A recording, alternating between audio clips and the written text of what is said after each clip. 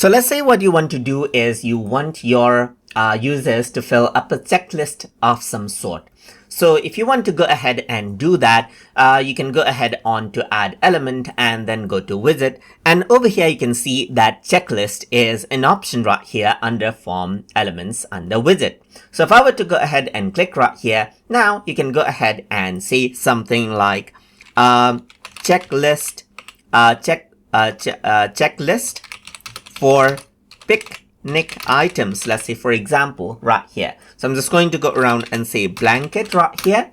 And I'm going to go around over here. So blanket right here, just like this. I'm going to go around and say charger, power bank right here. Let's say, for example, and I'm going to go around and say water bottle right here, just like this. So I'm just going to go around and correct this out. And apart from that, what else I might need? So I'm just going to go around and say something like medicines right here, just like this.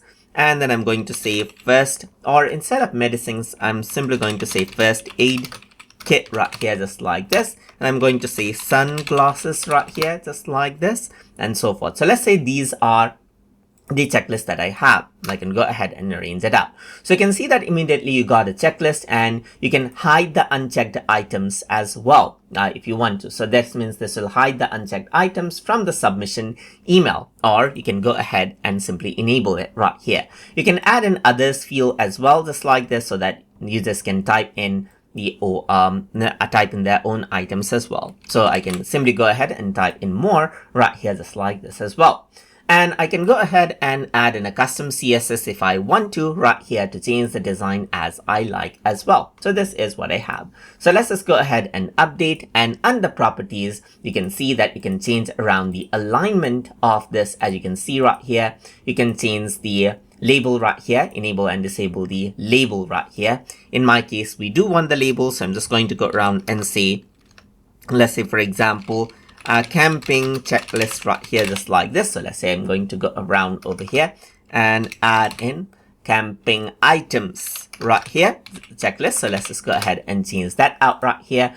And then apart from that, you can change around the alignment to right or left and so forth as you want right here. You can change around the width as well. So I can go ahead and type in 350 right here, just like this.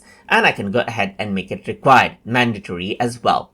Apart from that, you can even go ahead and duplicate out the field right here and then delete it out if you don't want it.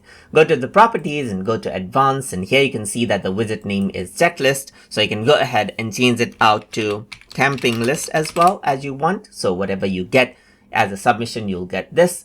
And then apart from that, the field label is camping item checklist. So you can go ahead and then change this out as you want as well. You can go ahead and shrink it so it only takes one space right here, just like this. Let's just go around over here and duplicate, and you can see that I can add in another section right here. I can move this section to a new line or hide a particular field temporarily as well without deleting it. And if I want to go ahead and view more option, I can see the field details and the unique name for it, and field IDs encoding level as well. Well, let me just go ahead and delete this duplicated item and select this and go to properties, and then go ahead and remove the shrink because this is what I want.